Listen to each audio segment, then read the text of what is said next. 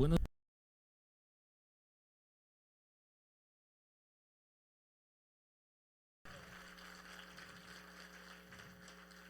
lo del video fue a propósito para que deje su cara de amargura y se riera un poquito. No, mentiras. Sonríale el que tiene al lado. ¿Cuántos se alegran? Un domingo más. Cada domingo digo y pienso lo mismo. Una oportunidad más para estar en su presencia en la casa del Señor. Amén. Quiero rápidamente darle los anuncios de lo que estamos haciendo para este mes de abril. Nos quedan nuestro aniversario de Una Nueva Raza el sábado 26 a las 6 de la tarde. Vamos a estar aquí todos invitados cordialmente, y lo más importante quizás de este mes, nuestros bautizos el domingo 27. Así es que si usted todavía tiene el deseo de bautizarse y no se ha inscrito, al final muy importante que nos busque a los pastores, a cualquiera de las personas del equipo ministerial, y nos pida información para inscribirse para los bautizos. ¿Listo? Y también recordarle que el próximo miércoles 23 tendremos nuestra reunión de mayordomía acostumbrada los miércoles a las 7 de la noche. Quiero también recordarle que está abierta la inscripción para nuestro curso prematrimonial para las parejas que están en planes y proyectos de casarse, para que por favor se inscriban también con nosotros al final de la reunión y podamos darle toda la información que usted necesita. Y creo que sin más preámbulos, sin más anuncios, solo me resta dos cosas. Uno, darle un abrazo de parte de nuestro pastor. Lo extrañamos, toda la semana lo hemos extrañado. Ya está terminando hoy su viaje por Estados Unidos, ha estado en muchas ciudades. La verdad, esta vez sí lo pusieron a trabajar. Ha estado en 5 ciudades de Estados Unidos, y lo hemos extrañado y seguimos orando por él, seguimos orando por su vida. Está con la pastora, está con Silvana, y damos gracias a él. Sé que nos va a ver a través de la transmisión, así es que le damos un aplauso a nuestro pastor. Lo extrañamos, lo amamos y oramos por ellos, porque sé que ya mañana estarán de regreso nuevamente en Cajicá, y estaremos aquí el miércoles para recibir la palabra. Y también quiero saludar y bendecir a todos los que se conectan a nuestra transmisión en directo.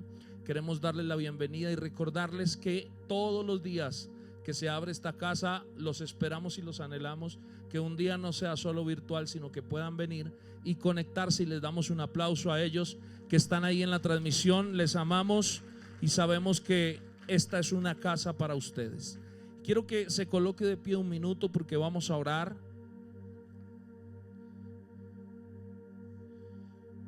Vamos a orar en esta mañana. Damos gracias al Señor por la oportunidad que nos da, por el privilegio y el honor que nos da de acercarnos a su presencia, de poder un día más, Señor, estar delante de ti, Señor, para no solo recibir, sino para dar también, Dios, nuestro corazón, para dar nuestra adoración, nuestra alabanza, Señor, para expresar nuestra gratitud. ¿Qué tal si te tomas un minuto y agradeces al Señor por algo que hoy sientas en el corazón agradecer?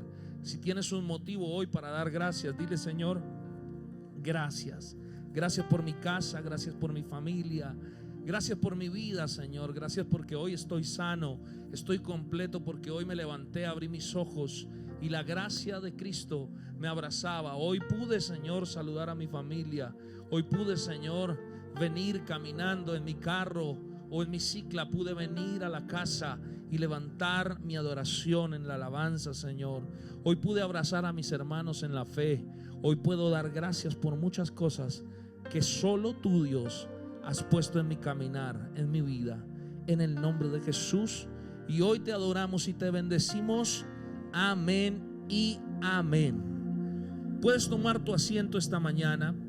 Quiero pedirte solo un favor quiero pedirte: que estés completamente atento y receptivo a lo que el Señor va a hablar en esta mañana, porque sé que te va a bendecir. Amén. Una vez más el Señor me permite predicar su palabra.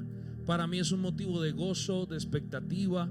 Cada vez que el Señor me permite estar en este altar, asumo esto como si fuera la última vez que el Señor me pudiera permitir predicar, y con esa responsabilidad hoy quiero transmitir esta palabra esta mañana. Así es que usted me va a prometer solo una cosa: que usted no se va a dormir. ¿Me lo promete? ¿Me lo promete o no? Ok. Entonces vamos a ir rápidamente a la palabra de Dios. Salmo capítulo 103, verso 13. Estamos en el desarrollo de nuestra serie del mes de abril que se llama Secreto. Diga conmigo, secreto. Y en esta serie estamos hablando acerca de la oración, la importancia de la oración y la importancia de entender por qué como hijos, por qué como cristianos, por qué como hijos de Dios debemos aprender a orar y sumergirnos en la disciplina bíblica y espiritual de la oración. Salmo 103, verso 13 al 18 dice: con quienes lo buscan. ¿Alguien busca al Señor aquí?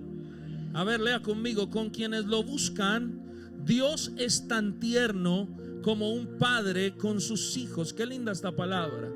Bien sabe nuestro Dios cómo somos. Bien sabe que somos polvo. Nuestra vida es como la hierba, que pronto se marchita. Diga conmigo, somos como las flores del campo. Crecemos y florecemos. Diga eso nuevamente: crecemos y florecemos, pero tan pronto sopla el viento, dejamos de existir y nadie vuelve a vernos. En cambio, diga conmigo, en cambio, el amor de Dios siempre será el mismo. Dios ama a quienes lo buscan y adoran, y siempre les hace justicia a sus descendientes, a los que cumplen fielmente su pacto y sus mandamientos. Qué lindo salmo. Es un salmo, uno de los salmos que escribe David en el ocaso de su reinado, perseguido por su hijo Absalón. Escribe este poema de amor al Señor con una premisa: que el Señor hará florecer. Diga conmigo, el Señor hará florecer a aquellos que lo buscan y a aquellos que lo adoran. Y por eso voy a usar este salmo para introducir esta palabra. Diga conmigo, florecer es la evidencia que voy a fructificar. Y quiero pararme en este principio que el Señor a través de esta palabra puso en mi corazón, porque el salmista usa una similitud que tenemos los seres humanos con las plantas, y usa la biología de las plantas para describir un poco a través de los ciclos del crecimiento de una planta cómo es necesario el ser humano atravesar ciertas temporadas de la vida para llegar al punto más grandioso que tú y yo algún día vayamos a llegar en Dios, y es cuando el Señor nos haga fructificar. ¿Cuántos queremos fructificar? La gloria de una planta, en términos generales y resumidos, es el día en que la planta puede fructificar. Por eso la gloria de un hijo de Dios, la gloria de tu vida, la gloria de tu familia, es que a partir de que Dios un día empezó un proceso en tu vida, un día ese proceso te va a hacer fructífero. Yo quiero creer eso esta mañana, amén. Y por esa razón quiero ponerte una similitud. Hace año y medio, casi 2 años ya, los que me han escuchado acá predicar saben que he usado muchas veces el ejemplo de un pequeño bonsái de naranjas que conseguí para mi casa, para mis hijos, para mis hijas. Y es una especie que se llama naranja calamadín, que es un naranjo chino, es proveniente de la China, y es una fusión entre una naranja y una mandarina. El fruto es pequeño y es supremamente ácido, y el árbol es muy lindo. Cuando yo lo compré y lo llevé a la casa con el deseo de cuidarlo, era un bonsái que tenía solo fruticas colgando, parecía una decoración perfecta. Pero a medida que pasó el tiempo, empezamos a cuidarlo. Ese bonsái llegó a mi casa porque tuve el hábito, por el consejo de un médico, de buscar algo en lo que yo me disciplinara constantemente para adquirir el hábito y la disciplina y empezar a perder peso. Y fue algo muy efectivo, ha sido algo muy efectivo. Inconscientemente, lo que me burlaba de mi mamá acerca de las matas, me volví una mini mamá. Ahora cuido matas. Y mis hijas y mi esposa se ríen porque cuando te engomas, no sé si a alguien le pasa, se engoma con algo, y yo soy de esos autodidactas que empiezo a leer del tema y empiezo a investigar y me gusta conocer hasta el fondo. Y entonces me puse a ver, porque el bonsái en una temporada, hacia el final del año pasado, que hubo una sequía tan terrible, se deshojó. Una vez botó todos los frutos, se deshojó completamente y daba tristeza. La gloria de ese bonsái, que eran sus frutos, y cuando yo entraba a mi casa lo veía y me parecía hermoso, ahora era un tallo que estaba sin hojas. Entonces me propuse a mí mismo: no se va a morir el bonsái. Ya mis hijas y mi esposa perdieron el interés del bonsái y ahora yo me propuse: voy a recuperarlo. Le di unos nutrientes, unos fungicidas, algunas cosas, y empecé todos los días a trabajar en el bonsái. Y mi sorpresa cuando empecé a trabajar en ese bonsái es que hacia el mes de febrero, coincidente con la temporada húmeda, un poco el comienzo de la primavera, el bonsái empezó a reverdecer, empezó a brotar nuevamente sus hojas verdes. Y con el paso del mes sucedió algo que no sabía y desconocía, y es que ese bonsái empezó a llenarse de flores blancas.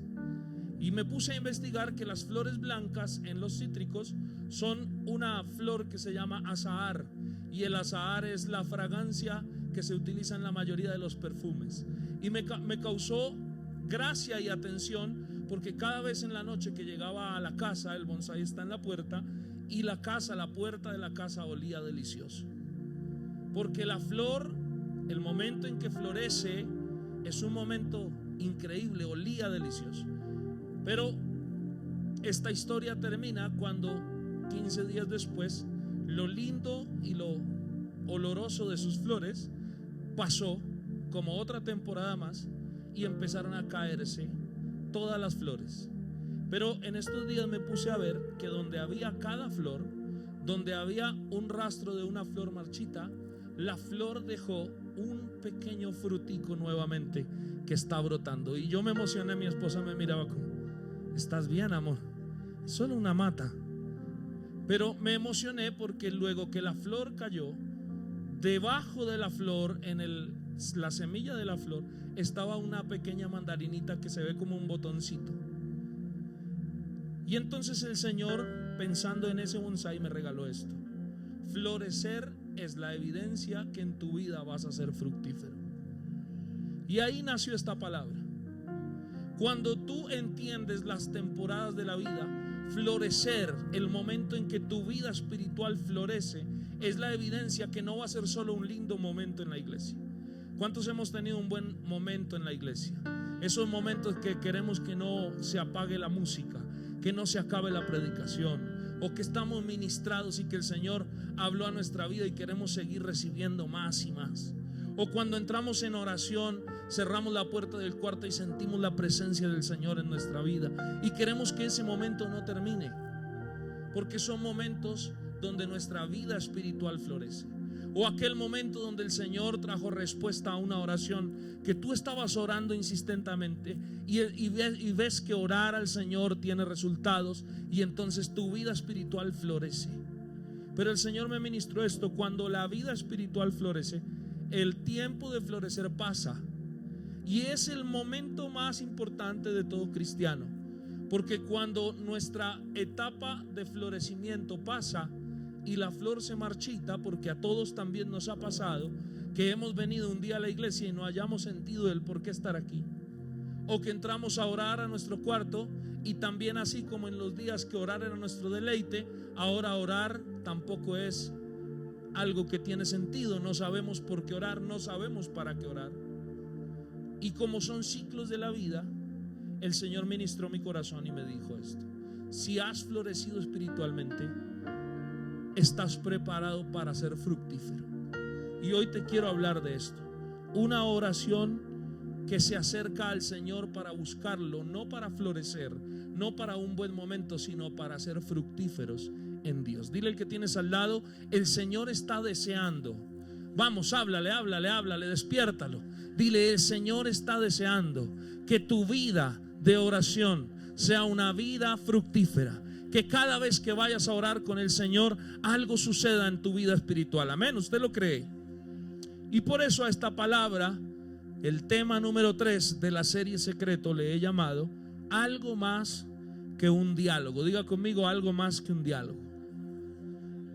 En el año 2000 se lanzó en la gran pantalla una película muy famosa que para mí está dentro del top 5 de mis películas favoritas y se llama Náufrago. ¿Cuántos se vieron alguna vez El Náufrago? ¿Sí? ¿Se la vieron? Bueno, en el año 2000 se lanzó esa película, que fue escrita en el año 95 por Robert Zemeckis y su actor principal Tom Hanks. Así le decimos de cariño a mi padre, Tom Hanks. Tom Hanks. Tom Hanks fue premiado por esa película, nominada 2 veces al premio Oscar, y en lo personal una de las grandes obras del cine, porque es una película en donde poco se habla. ¿Cuántos se la vieron? Levante la mano, vamos a hacer la encuesta. Los que no se la han visto es porque o son muy jóvenes o no les gustan las buenas películas, o estaban viendo La Casa de los Famosos. Dios mío, reprendo ese espíritu satánico. Lo que más me gusta de esa película, que narra la historia de un naufragio, no es una historia de la vida real. El director explica que él tomó muchas historias de sobrevivientes a naufragios y armó un guión, y en base a ese guión él recrea la historia de un gerente de una empresa americana de mensajería, FedEx, que en uno de los vuelos comerciales cae en el Océano Pacífico sobre las Islas Fiji. Eso es Estados Unidos hacia la parte oriental, y cuando el avión cae, se precipita, él sobrevive al impacto del avión, pero naufraga en una isla inhóspita, no hay nada en esa isla, y él dura ahí en ese naufragio 4 años sin ser hallado. Él se transforma, incluso una de las cosas más geniales de la película es que este actor en la vida real tuvo que durar 8 meses perdiendo peso para quedar como quedó en el final de la película, totalmente barbado, delgado, como si hubiera llevado 4 años en una isla inhóspita. ¿Y qué le resta en esa isla? Una cantidad de paquetes que empezaron a llegar del avión. Dentro de ellos un balón deportivo de la marca Wilson, que yo hoy lo traje porque, Dios mío, lloré cuando encontré este balón. Pásame a Wilson, por favor, es mi mejor amigo ahora. Sácalo. Encontré a Wilson, miren a Wilson. Este es original, no vaya a creer usted. Encontré la versión, voy a ponerlo aquí. ¿Lo ven todos? No se vayan a asustar. Ay, se me cayó. Él es Wilson, se los presento, Wilson. Él inspiró esta predicación. ¿Por qué le voy a decir eso? Porque esta película recrea el diálogo de una persona que, en el uso de no perderse en sus pensamientos, encuentra en el momento en que él se sube a lo más alto de la montaña para lanzarse, para suicidarse porque nadie lo rescataba, ve un paquete a lo lejos y se va por ese paquete y aparece Wilson. Y él lo coge como un balón más, se corta una mano, y cuando se corta la mano coge el balón con rabia y lo lanza. Y en uno de sus momentos de locura le encuentra una figura humana a la huella de sangre en el balón.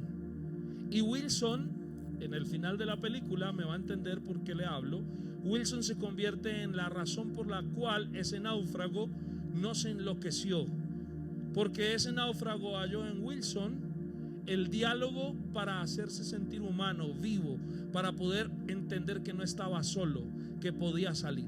Es más, se convirtió en el propósito de salir de la isla. Y la escena más triste, de la que ya le han hecho hasta memes y todo, es cuando él decide hacer una balsa para salir de esa isla a riesgo de morir, y en medio de unas olas el balón se pierde y empieza a gritar: Wilson, Wilson, perdóname, Wilson. Y Wilson se va. Pero en el momento que Wilson se va, el náufrago es rescatado.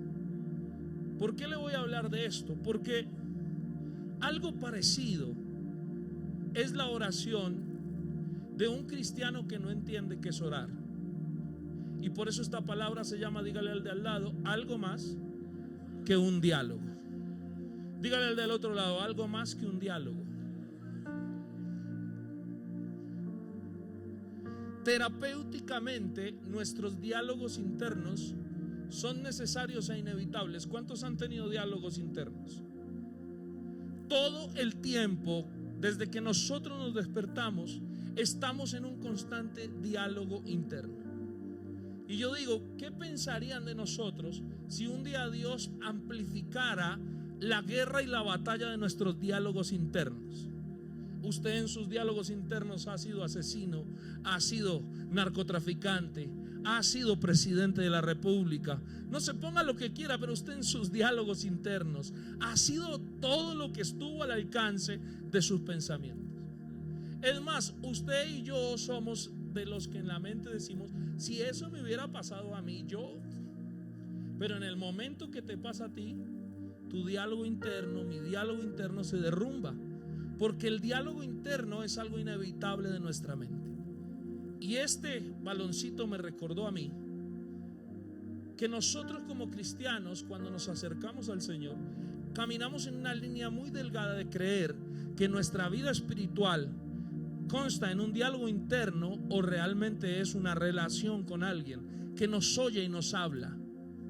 Y la más grande frustración personal, cuando yo pensé en esto, una de las grandes frustraciones de mi vida personal en los 26 años de cristiano que llevo, es que un día me encontré creyendo tener una relación con alguien a lo cual solo respondía con un diálogo interno. Porque todos aquí, y creo que me atrevo a hablar por la mayoría, todos aquí hemos vivido en un punto la frustración de no entender por qué oramos y qué pasa cuando oramos. ¿Dónde se quedan mis oraciones? Cuando tú oras, cierras la puerta y vas con fe. ¿Quién escucha tu oración? ¿Es un diálogo interno o es una oración que tiene el poder de llegar a los oídos del Padre?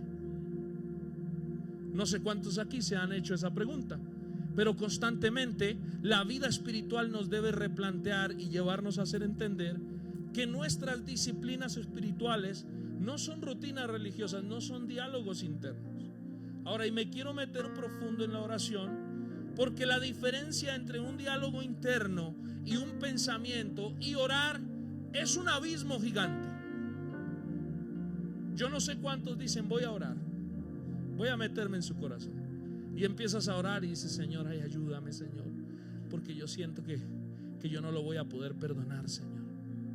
Ay, Señor, ayúdame porque yo estoy muy preocupado. Y nuestra oración gira en torno a una cantidad de diálogos internos que por medio de esa supuesta oración apaciguan nuestra espiritualidad, y creemos que por tener diálogos internos estamos orando. Y yo quiero hoy, de parte del cielo, sé que te va a bendecir, transmitirte una palabra que te va a llevar a entender el poder de la oración. La oración no es un diálogo interno más. La oración no es una conversación con alguien que se sienta a escuchar lo que tú quieras hablar. La oración tiene el poder, diga conmigo, la oración tiene el poder de transformar una vida para siempre. La oración tiene el poder de hacer que alguien que anda en tinieblas salga a la vida de la luz. La oración tiene el poder de traer a alguien de un estado de muerte a un estado de vida. Porque la oración no es un diálogo más. La oración no es una charla y hemos romantizado la oración, pero la oración es el arma más potente que todo cristiano tiene en su vida. Es el recurso más grande que el Señor nos dejó, aprender a orar. Y es tan importante aprender a orar que la oración no se centra en lo que yo necesito. Dile al que tienes a tu lado, cuando tú oras solamente por lo que tú necesitas, estás teniendo un diálogo interno. Y te lo voy a demostrar a través de la palabra. Salmo 139, verso 4. Dice la palabra de Dios: Señor, tú sabes lo que voy a decir antes que las palabras salgan de mi boca. Qué lindo eso. Bajo este salmo yo no necesitaría pedirle algo a Dios, porque ya Dios sabe qué le voy a pedir. Ahora, no está malo pedir. Es más, la Biblia nos dice: pedid y se os dará. El Señor nos invita constantemente a pedir en oración. El tema es que el Señor, diga conmigo, Dios ya sabe lo que yo voy a pedir antes que abra mi boca. Porque Mateo 6, 7 y 8 dice otra gran verdad: Cuando ustedes oren, no usen muchas palabras. Está conmigo, me ayuda a leer. Como hacen los que no conocen verdaderamente a Dios. Ellos creen que porque hablan mucho, Dios les va a hacer más caso. Verso 8, y esta es una instrucción: no los imiten, porque Dios nuestro Padre sabe lo que necesitan, aun de que ustedes se lo pidan. En pocas palabras les está diciendo: no inviertan la mayor cantidad de su oración haciéndose parecer espirituales, pidiéndole a Dios cosas que en la soberanía de Dios Él sabe qué es lo que ustedes necesitan. Ahora, un diálogo interno no garantiza tu crecimiento, porque el diálogo interno es algo terapéutico. Es más, yo te voy a decir algo: la mente es como un aeropuerto. ¿Usted ha ido alguna vez a un aeropuerto? En un aeropuerto hay tres cosas fundamentales: un edificio donde la gente aborda el avión, y hay un lugar donde los aviones aterrizan y despegan, que son las pistas. Y hay en todo aeropuerto una infraestructura logística que ni usted ni yo vemos, que hace que funcione, que haya una conexión, que no se estrellen los aviones cuando uno sale y otro llega. Y cuando tú ves la mente humana, la mente es lo más parecido a un aeropuerto. En el ejercicio de mi profesión como arquitecto, de los proyectos más complejos de los cuales un arquitecto puede decir soy un buen arquitecto, es diseñar un aeropuerto o diseñar un hospital, por la cantidad de relaciones que tiene que integrar en un solo lugar. Porque en un mismo lugar pasan muchas cosas, y así es nuestra mente. ¿Cuántos se han puesto a pensar en lo complicada que es su mente? Ahora, ¿por qué digo que la mente es como un aeropuerto? Porque la mente es un lugar en donde constantemente aterrizan y despegan pensamientos. Tú estás ahí mirándome con cara de que estás poniendo atención, pero si yo pudiera ver tu mente, están llegando: quiero almorzar, quiero irme, qué mamera este man, porque no está el pastor Fabio, o cualquier otra cosa está en tu mente llegando. Porque nuestra mente es una autopista donde aterrizan constantemente ideas, pensamientos, y tú no lo puedes controlar. Y cuando yo me puse a pensar en esto, la razón por la cual a nosotros se nos hace tan complejo tener una vida auténtica de oración es porque no hemos aprendido a diferenciar nuestros diálogos de nuestra vida de oración. Entonces, no sé si a usted le pasó, pero yo me voy a sincerar. Los primeros años de mi vida, apasionada por el Señor, pero inmadura en Dios, cuando yo oraba constantemente, de pronto estaba hablando de otras cosas en medio de mi oración. ¿Cuántos se quedaron dormidos alguna vez orando? Sí, alguien que levante la mano para no sentirme tan mal. Usted se quedó dormido orando y de pronto empezó a orar por algo que ya era producto del sueño, ya era un diálogo de sus pensamientos. Yo recuerdo que recién casados con mi esposa, una noche tuve un ataque de ansiedad fuertísimo, que yo dije es un ataque espiritual, y me levanto a mi esposa y le digo: amor, ora por mí. Y ella estaba profundamente dormida. No sé dónde está para que no me asesine después. Y de pronto, en medio de su oración, dormida, dice: Señor, yo te pido que los vegetales estén frescos. Hermano, se me acabó toda la ansiedad, se me acabó a mí todo ataque espiritual, y me entró un ataque incontenible de risa. Pero yo estoy serio. ¿Por qué ora por los vegetales? Porque muchas veces nuestra oración es una respuesta inconsciente a una serie de pensamientos que no podemos controlar, y nos llegan a la mente, y tú crees que estás siendo una persona de una rutina de oración muy grande, pero realmente estás transmitiendo una cantidad de deseos, diálogos, sensaciones, preocupaciones, cosas que pasan en tu mente. Y cuando uno pasa mucho tiempo solo o no tiene muchas personas con las cuales hablar, está comprobado por la psicología que nuestros diálogos se incrementan. Cuando tú estás solo, aislado, tu mente se vuelve un aeropuerto que recibe muchas más ideas que aterrizan y vienen y van. Y las imágenes te hablan y todo te habla, y tu mente se llena de diálogos. Y por eso el Señor me llevó a decir esta mañana, de parte del Señor: esto es más que un diálogo. Si estamos hablando de oración, Oración es más que sentarnos con nuestro Wilson interno y abrirle nuestro corazón. Ahora, por esta razón es que orar es fundamental en la vida de los cristianos, porque orar no es el momento terapéutico de desahogarnos. Orar no es para sentirnos bien y que venga la paz de Dios sobre nuestra vida. Si tú entiendes el poder de orar, orar es abrir la puerta para reunirte en una conversación profunda con el Creador del universo. Eso es poderoso. Cuando tú entiendes que orar no es hablar con un balón, no es dialogar acerca de cómo te sientes, sino que Jesús mismo tenía una rutina y un modelo cada vez que iba a orar. Y es por eso que los cristianos tienen algo más que un diálogo cuando oran. Y es Cristo quien modela la importancia de la oración. Hay 3 rutinas, diga conmigo, 3 rutinas que Cristo modela con la oración. Número 1 es el ayuno. El ayuno es la conciencia del cristiano acerca del gobierno espiritual sobre nuestra carne.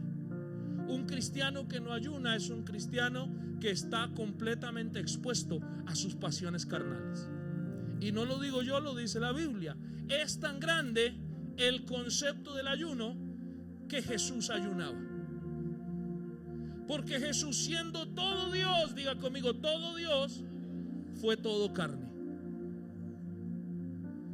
Y Jesús, expuesto a la misma presión que tú y yo estamos expuestos todos los días en la carne, Jesús encontró en el ayuno la única herramienta posible para poder refrenar su carne y hacer la voluntad del Espíritu. Ahora, Jesús era un hombre de ayuno, pero Jesús era un hombre que meditaba en la palabra. Porque al ayuno le tienes que añadir la palabra. Porque la palabra es el conocimiento a fondo de la voluntad del Señor. Cada vez que tú vas a la palabra, tú te sumerges en la voluntad de Dios. Pero dentro de las 3 cosas importantes de las rutinas de Jesús, la más importante de todas era la oración. Porque siempre que Jesús meditaba en la palabra, oraba. Y siempre que Jesús ayunaba, oraba. Y constantemente Jesús todo el tiempo permanecía en oración. Cuando tú lees los evangelios, constantemente Jesús, mientras sus discípulos hacían algo, él se apartaba. ¿Y qué hacía? Se iba a orar.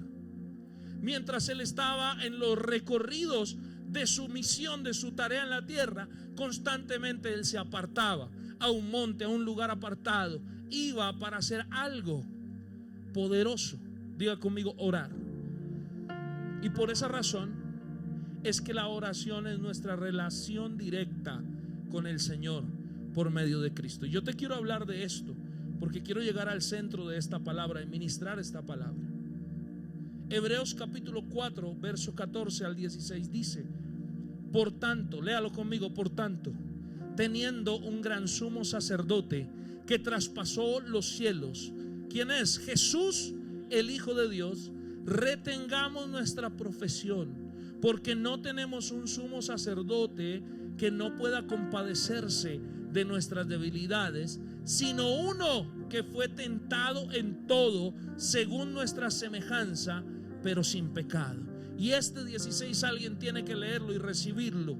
Acerquémonos pues confiadamente al trono de la gracia para alcanzar misericordia y hallar gracia al oportuno socorro. Qué linda esta palabra. Jesús es el único camino directo, pero también es el único camino seguro. Por eso un cristiano no ora bajo otro modelo diferente al de Cristo.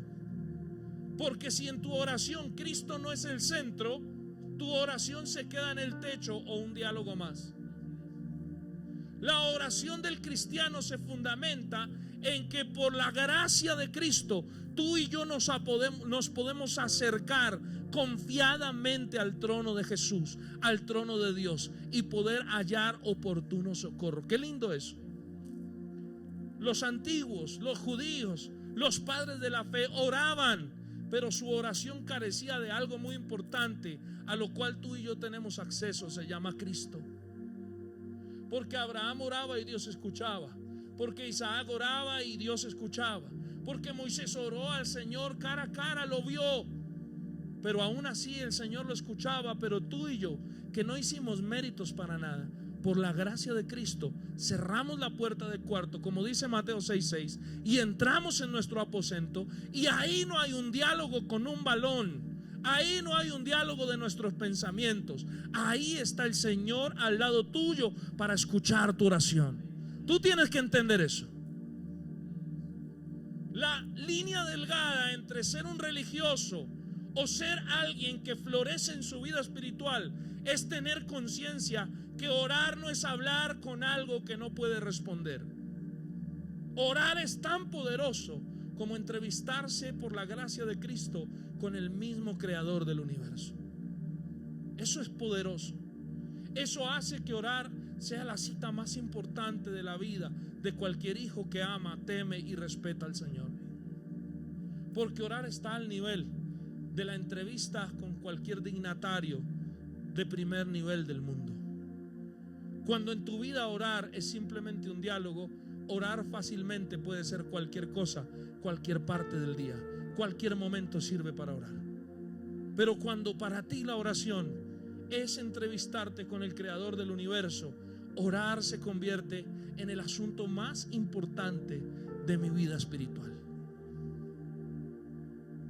Yo podría decirte algo que ningún pastor te diría. Tú puedes no congregarte un mes, tú puedes no cantar alabanza un mes, pero tú no puedes vivir un día sin orar. Tú puedes no servir en la iglesia un mes, 2 meses, un año. Tú puedes darte el tiempo para hacer lo que quieras, pero espiritualmente tú no puedes vivir un día sin orar. Porque la única conexión real, sincera, honesta que tú tienes con tu Creador es cuando tú entras al aposento y te entrevistas con el Creador por la gracia de Cristo. Ahora mira lo que dice Juan capítulo 14, verso 13 y 14. Y todo lo que pidan al Padre, está hablando Jesús, en mi nombre lo haré, para que el Padre sea glorificado en el Hijo. Si algo piden en mi nombre, yo lo haré. Diga conmigo: por esa razón, Cristo es el centro de mi oración. Si tú sacas a Jesús de tu oración, Jesús no puede hacer, Dios no puede hacer nada. Pero si Cristo es el centro de tu oración, todo lo que tú pidas a Dios en el nombre de Cristo, entonces Dios tiene la autoridad legal para entregarlo. Ahora, ¿cuál es la diferencia entonces entre pensar y orar? Llegué al centro del mensaje. ¿Cuál es la diferencia entre pensar y orar? Diga conmigo: la diferencia entre pensar y orar es que pensar es un hecho ocurrente, es decir, ocurre. Tú no determinas pensar. Tu mente todo el tiempo está pensando.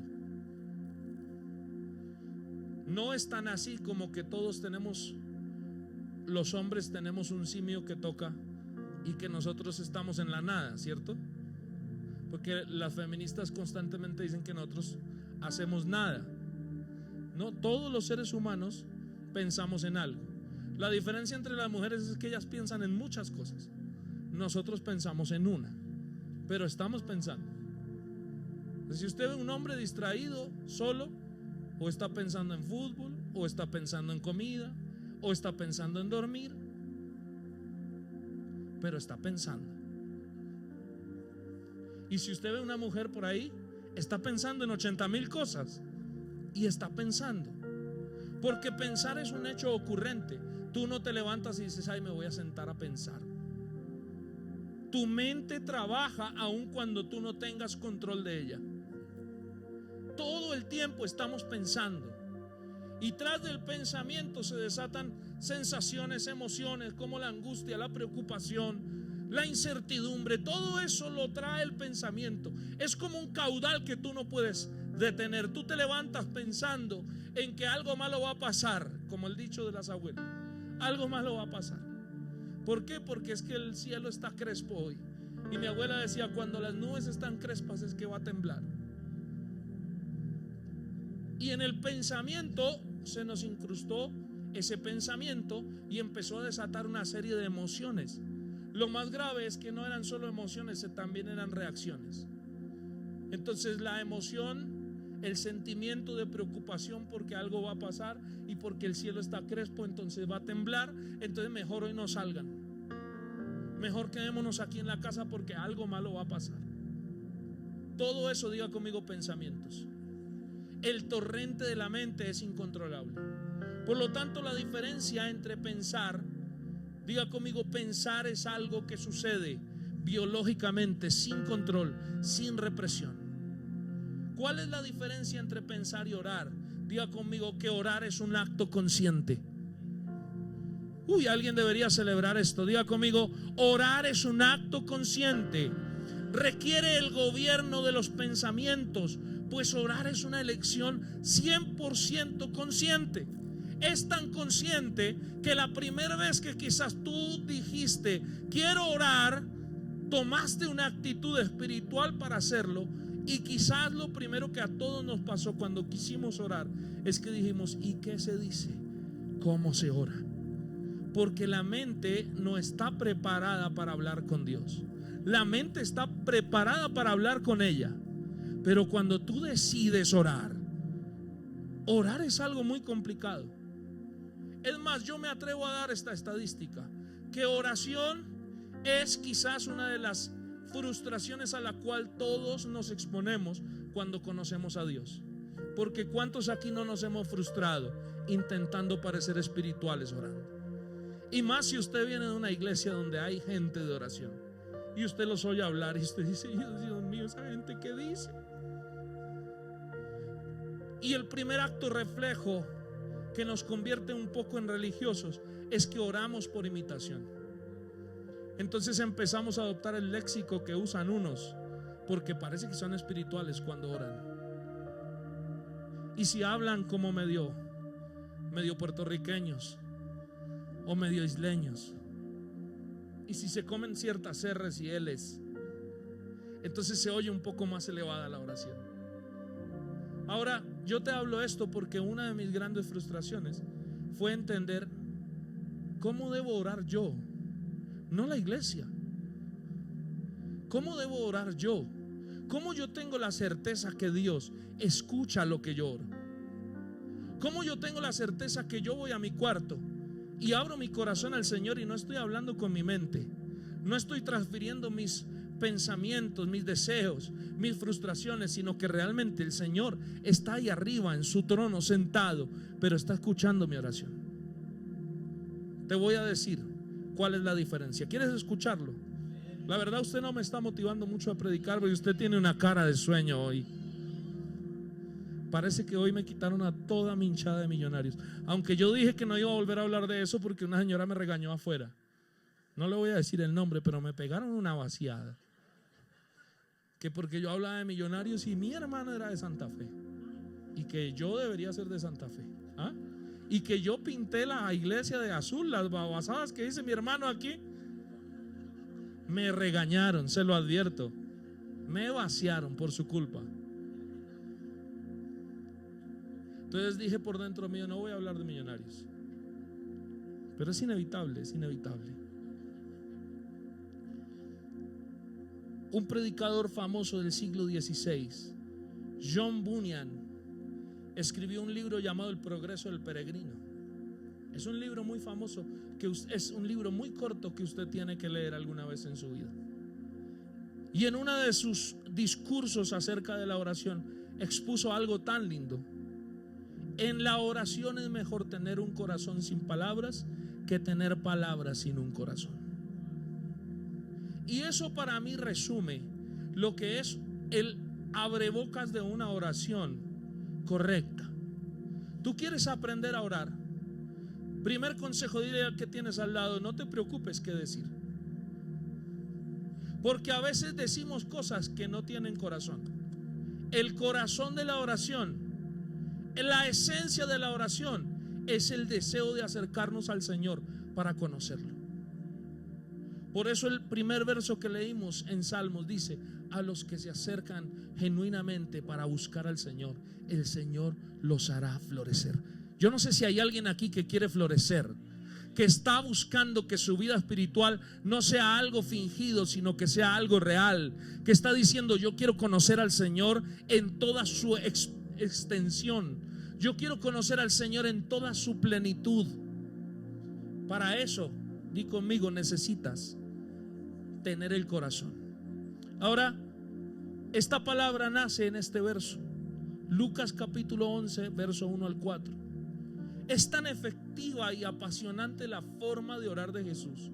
Mira esto, es tan placentero ver a Jesús orar, que quienes tuvieron el privilegio de ver a Jesús orar, como dice Lucas capítulo 11, verso 1, un día se atrevieron a decirle: Señor, enséñanos a orar.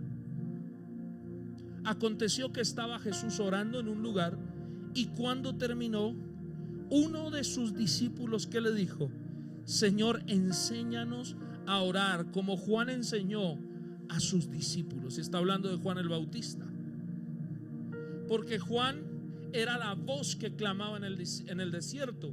El ministerio de Juan el Bautista se fundamentó en pasar ayunando y orando y predicando.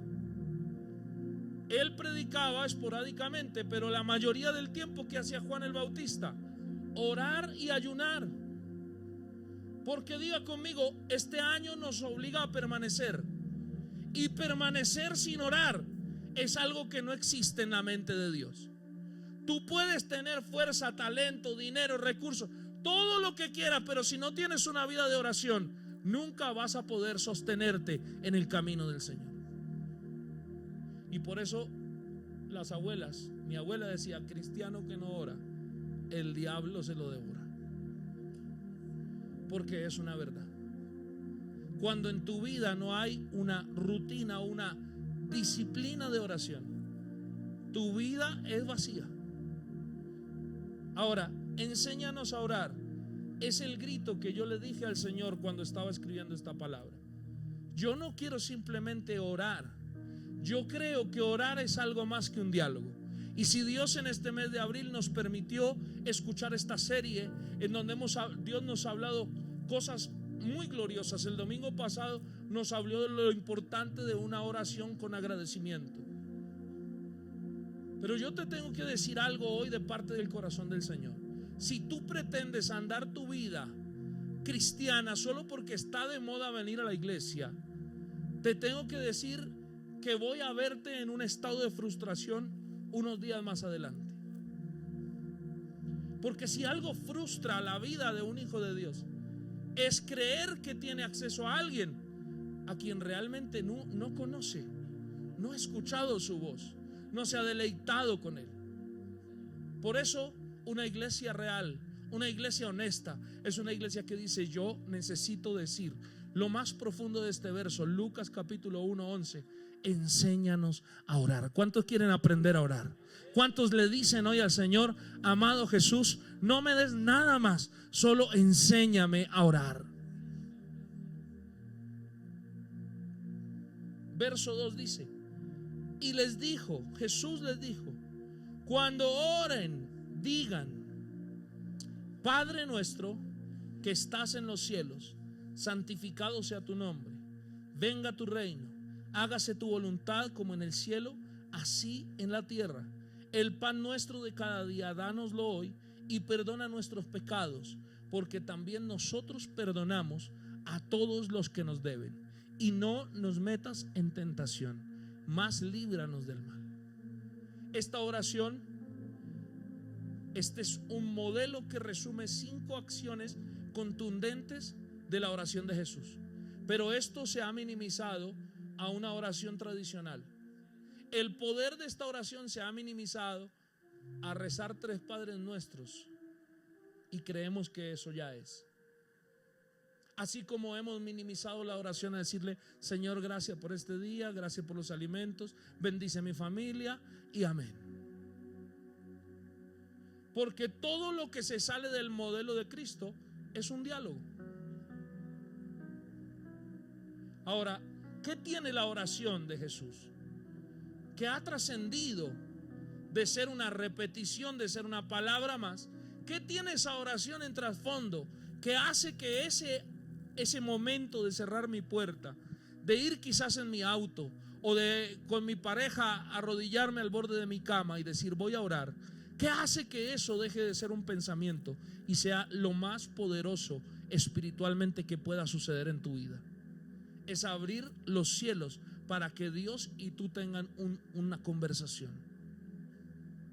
¿Qué hace la diferencia? 5 cosas, diga conmigo 5 cosas y nos vamos. Número 1, conciencia de paternidad. Lo primero que rompe Jesús en el molde de los discípulos es que Jesús es el primero en la Biblia que ora diciéndole a Dios Padre. Todos en la Biblia, en todas las oraciones existentes, siempre oraron diciéndole Señor, Yahvé, Rafa, todos los nombres posibles de Dios. Pero es únicamente Jesús el primero que dice Padre nuestro. Y esto es poderoso. Cuando Cristo, ¿cuántos recibimos a Cristo? Cuando Cristo vino a tu vida, nunca más Dios dejó de ser un Dios extraño. Ahora es un Dios que es Padre. Por lo tanto, la primera condición para lo cual tu oración no es un diálogo, sino es una arma espiritual, es que tú no puedes orar a un Dios desconocido. Tú tienes que orar a un Dios Padre. Si en tu vida todavía Dios no es Padre, lo primero que tienes que hacer es Señor, me siento huérfano, revélame tu paternidad, enséñame a ser tu hijo. Juan capítulo 1:12 dice más: a todos los que le recibieron, a los que creen en el nombre de Jesús, les dio la potestad, diga conmigo, de ser hechos hijos. Eso no es un versículo para salir a predicar al parque. Esa es una verdad que te tienes que replicar todos los días, en tu mañana, en tu noche, al acostarte, al levantarte. Si yo recibí a Cristo, en Cristo soy parte de la simiente de Él, soy hijo de Dios. Por eso cuando tú oras como hijo, tú entiendes por qué Dios tenía un acceso diferente a ese Dios Padre. Piensa en esto. Después de Cristo, tú no solo tienes un Dios, sino que ese Dios creador del universo ahora es tu papá. Los versículos del 5 en adelante en este capítulo hacen referencia, después de la oración del Padre Nuestro, que Jesús les explicó a los discípulos que si acaso un padre terrenal que no es considerado un buen padre, si uno de sus hijos le pide pan, le da una piedra, o si le pide pescado, le da una serpiente. Y Jesús termina magníficamente diciéndoles esto: ¿por qué creen que si un padre terrenal hace cosas buenas, el Padre celestial, el Padre bueno de toda la bondad, no puede ser un buen padre con ustedes? Porque el primer problema para acercarnos a Dios es que Dios para nosotros es más fácil ver esto. Es por eso que en la iglesia religiosamente tradicional o evangélica tradicional es más fácil postrarse a una imagen, es más fácil hablar con un balón, que entender que cuando tú cierras tu cuarto es tu Padre el que te oye. Cierra tus ojos un minuto. Dile: Señor, tú no solo eres Dios, tú eres mi Padre. Porque lo primero que tú necesitas es tener conciencia de paternidad. Y escribí esto para que lo lleves. Una oración fructífera es la que reconoce la paternidad de Dios en mi vida. Tú quieres saber que tu oración te va a hacer fructífero. Tu oración te va a desarrollar en tu pensamiento una verdad: Dios es mi Padre.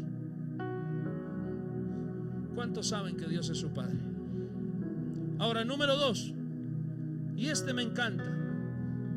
En el modelo luego de la conciencia de paternidad: Padre nuestro que estás en los cielos, santificado sea tu nombre. Porque al Padre, aunque es Padre y es cercano, sigue siendo Dios, y lo exalto y lo alabo y le doy su lugar. No es un Padre terrenal, es un Padre celestial. Por lo tanto, Él es santificado. Él merece mi alabanza, Él merece mi reconocimiento. Pero número 2, cuando yo tengo claro eso, lo segundo es que tengo deseo profundo de lo celestial. Porque la oración del modelo después sigue diciendo: venga tu reino, hágase tu voluntad como en el cielo, así también en la tierra. Y esto me trajo a mí un profundo momento de reflexión acerca de mi oración. Cuando mi oración está llena de deseos terrenales, es un diálogo. Pero cuando mi oración está cargada de un deseo profundo, porque venga su reino y porque se haga su voluntad como se hace en el cielo, aquí en la tierra, entonces mi oración deja de ser un diálogo y comienza a ser una conversación. Cuando yo voy al Señor para pedirle que me revele por qué razón mi vecina no me quiere, eso es un diálogo. Pero cuando yo voy al Señor a decirle: a pesar que mi vecina no me quiere, tú me amas y tu reino vino a establecerse para que yo no me perdiera. Entonces mi oración en esa delgada línea deja de ser un simple diálogo con una emoción y comienza a trascender, rompe el techo de tu casa, sube la atmósfera celestial y llega a los oídos del Padre. La diferencia es que nosotros oramos con un deseo profundo por lo terrenal. Señor, guarda mi casa. Señor, guarda mi carro. Señor, que yo preserve mi trabajo. Señor, que yo no esté solo. Pero nunca oramos diciendo: Señor, que se haga tu voluntad por encima de la mía. Señor, que venga tu reino. Que si está bien que yo tenga o no tenga, no importa, pero que se haga lo que tú quieres, así como en el cielo, en la tierra.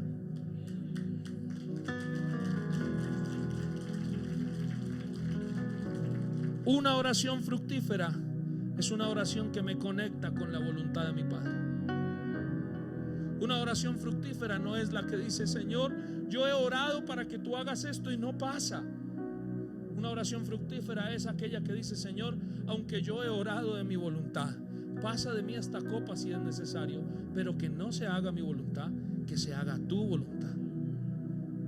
Señor, si este viaje está en tus planes, que se dé este viaje. Pero si no se da este viaje, acepto tu voluntad. ¿Cómo cuesta hacer eso, verdad? Porque orar no es imponer, orar es conocer. Dile al que tienes al lado: orar no es imponer. Es más, una conversación aburrida, densa, es alguien que te quiere imponer algo. Pero una conversación asertiva con alguien es cuando tú puedes escuchar y tener acuerdos en esa conversación. Y cuando tú puedes crecer en una conversación. Para mí hoy con el Señor eso es orar. No voy a decirle al Señor que haga por mí. ¿Quién soy yo para decirle que haga Él por mí? Ahora, número 3. Diga conmigo: conciencia de provisión. La oración sigue diciendo: danos el pan de cada día, dánoslo hoy. Algunas veces se predicaba, y lo escuché muchas veces, que nosotros debíamos orar diciéndole al Señor: el pan que tienes reservado para mí en toda mi vida, dámelo hoy para que yo nunca te vuelva a pedir. Así nos enseñaron. Desde una conciencia errada, eso es correcto. Pero desde una conciencia bíblica, lo que está diciendo es: tú tienes una porción separada para mí todos los días. Qué lindo eso. Porque el pan nuestro de cada día, dámelo. No está mal que le pidas al Señor, pero te tengo que decir algo: un modelo de oración correcto es aquel que descansa en saber que su provisión no viene de alguien, de algo, viene de alguien. Y es por eso que hay muchas veces que ni siquiera oramos y aún así hubo provisión. Ni siquiera buscamos al Señor para decirle: Señor, lo que tú tengas para mí, dámelo. No. Pero aún así el Señor extendió sus manos y puso su provisión en nuestra mesa. Diga conmigo: una oración fructífera es la que descansa en el sustento diario del Señor. ¿Cuántos saben que diariamente el Señor nos sostiene? Y a la medida que una persona crece y madura y espiritualmente avanza, cada vez menos se preocupa por qué va a pasar mañana, porque tiene una verdad consciente y clara: el Señor me sustenta. Si hoy se acabó, mañana Él abrirá otra puerta. Y si mañana se cierra esa fuente, entonces Dios direccionará y abrirá otra fuente. Número 4, conciencia. Diga conmigo: conciencia de mi condición. Dígale al que tiene al lado: conciencia de mi condición. Perdona nuestros pecados, así como nosotros perdonamos a los que nos deben. Y al respecto de esto, una oración consciente de nuestra condición es la que entiende que mientras vivamos en este estuche de carne, nosotros siempre estaremos tendientes a fallar. Es más, es tan poderoso esto que dice Jesús, que Jesús, siendo Dios, pero siendo totalmente 100% humano, le dice: Dios, perdona mis ofensas. ¿Qué ofensa pudo tener Jesús a su Padre? Pero es que Jesús sabía que en su condición de carne Él era 100% tendiente a fallar. Si Jesús pidió perdón, la pregunta es: ¿quién soy yo para no pedir perdón? Diga conmigo: oración sin entender mi condición es una charla más. Esos que oran: Señor, yo soy tan bueno que no sé ni por qué tengo que orar, pero diga conmigo: una oración fructífera es la que me hace entender que sin Dios solo soy un simple pecado. Ahora, esto tiene una verdad, un plus. Si tú fuiste perdonado, el ciclo de la gracia, le llamo yo, el ciclo de la gracia es que a la medida que te fue perdonado, tú deberías pedirle al Señor en tu oración que te permita perdonar. Porque todos oramos para que nos perdonen, ¿cierto? Pero ¿cuántos hemos orado para que nos ayude a perdonar? Diga conmigo: el ciclo de la gracia. A la medida que me fue perdonado, correspondientemente debería yo perdonar. Y número 5, una búsqueda constante de su protección. Una oración que entiende que la cobertura de Dios es la única garantía para no apartarnos de Él. Es aquel que le dice como Jesús: y no nos dejes caer en tentación y líbranos del mal. Diga conmigo: una oración fructífera es la que me hace entender que sin Dios yo no tengo refugio seguro. Todo esto que acabas de escuchar está anclado a una poderosa verdad que escribió David en los Salmos. Y esto concluye esta palabra, porque sé que esta semana el Señor va esta frase: yo no espero tus aplausos, tus gritos, pero yo sé que el Señor está hablando a tu vida. Yo sé que tu mente está fabricando alrededor de esta palabra varias cosas en las cuales debe trabajar.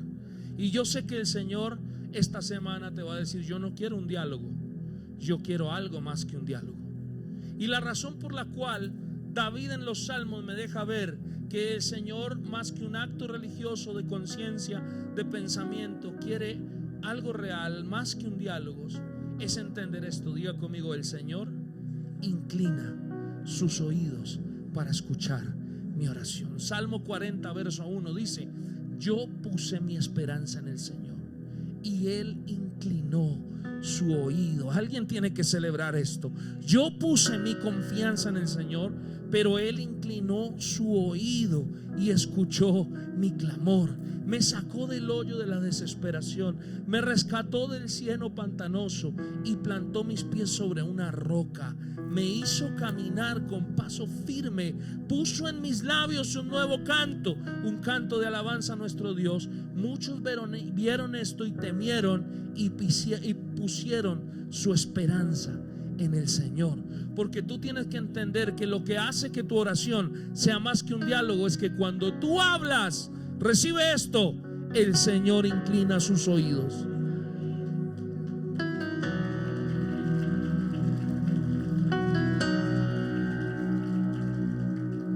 ¿Sabes cuál es la diferencia? Es que este Wilson no escucha. Este no me sirve para orar. La diferencia entre ese diálogo que fabricamos, al cual decimos voy en el Transmilenio y voy orando, yo respeto tu criterio. Tú puedes ir agradeciendo, tú puedes ir alabando, estamos de acuerdo, pero orar, tú puedes decir uy, gloria a Dios por este día tan hermoso, uy, aleluya, claro, genial, tu alabanza en tu boca, genial, hazlo en todo tiempo, en todo lugar. Pero orar es más que un diálogo. Orar implica no solo que tú hablas, y quiero dejarte con esto, orar es la correspondencia entre lo que yo hablo, Dios lo escucha. ¿Cuántos tenemos la certeza que Dios nos oye? Sabes, esta semana el Señor ministró mi corazón solo con esto. Hay veces que vamos al Señor y no sabemos ni siquiera qué decir. ¿A cuántos nos pasa? Es más, te la voy a poner más carnal aún. Le dijimos, Señor, esta semana voy a estar 10 de 10 juicioso, ¿cierto? Pero como siempre fallamos y como siempre volvemos a Dios, ¿no sientes vergüenza en el corazón de que muchas veces hemos hecho la misma oración durante años? Más, yo a veces he llegado a pensar a Dios decirme, venga hermano, cambie de pecado al menos, ¿cierto? Esa gente que es hincha de la América honrando al diablo, ¿qué es eso? Cambien de equipo al menos. Pecamos en lo mismo y seguimos yendo al Señor. ¿Cuándo es un diálogo? Cuando ni siquiera nos pasa nada por la mente. Señor, perdóname, otra vez fallé, pero como tú eres Dios, tú me tienes que perdonar. Pero te digo cuál es la línea delgada. Señor, fallé y me siento mal, no sé qué decir. En ese punto es cuando el Señor, y recíbeme esto, hace que una conversación deje de ser una conversación normal y empieza a ser un diálogo con el Eterno. ¿Sabes en qué momento? Cuando tú dices, Señor, yo te fallé otra vez, pero yo vengo a ti porque tú eres el único y no tienes más que decir, no hay nada más que hablar. Pero el Señor hace esto: inclina. ¿Cómo inclina sus oídos? Es decir, Dios pone sus oídos que todo el tiempo, y mira esto que me dijo el Señor, yo pongo mis oídos que todo el tiempo están en el cielo escuchando santo, santo, santo, la alabanza de los ángeles.